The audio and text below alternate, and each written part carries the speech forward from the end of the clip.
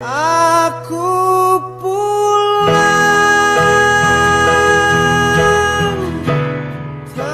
Along, mana yang Along buat? Yang ni. Ni? Jadi? Kita makan ni tak tunggu mak ke? Mak kamu kat dapur tu tak buat rendang, tak buat apa dah lambat benau ni. Ya, haus lah. Air pun cawan tu. Yang, bawa air anak kamu haus ni. Macam nak ayah pergi ambil? Pergi ambil lah. Pergi ambil. Katanya mak, lama sangat. Yang? Oh, Yang. Yang? Oh, Yang. Mana pula orang tua ni? Semua aku kena buat.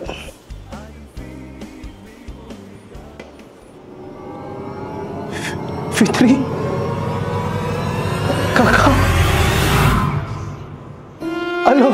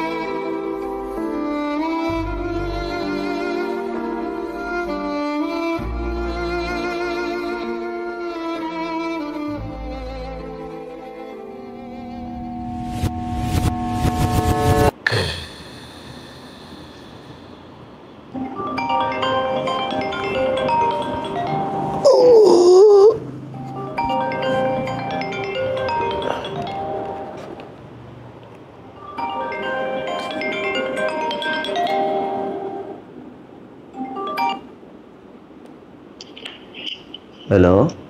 Hello, Assalamualaikum. Waalaikumsalam. Siapa ni? Boleh saya bercakap dengan Cik Manap Ahok? Ya saya. Okey, saya Inspektor Jalal bin Harun ya. Saya buat panggilan ni, saya harap sebelum apa-apa Cik tabah, sekeluarga tabah lah ya. Sebab berita yang saya ingin sampaikan ini mungkin tidak sedap didengar ya. Apa tu? Kenapa tu? Okey, saya cuma telefon ni nak inform Cik bahawa anak-anak Cik berempat mengalami kemalangan dan maut di tempat kejadian. Saya harap Cik dan sekeluarga tabah dan pergi ke hospital untuk buat pengecaman mayat. Baiklah. Yang! Apa ni bang? Mari sini. Abang ada benda nak cakap.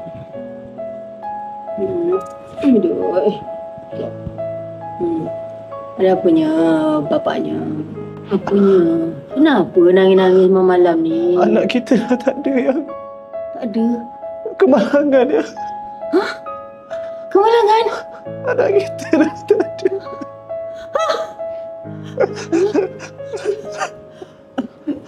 Yang bangun ya. Jangan tinggalkan abang.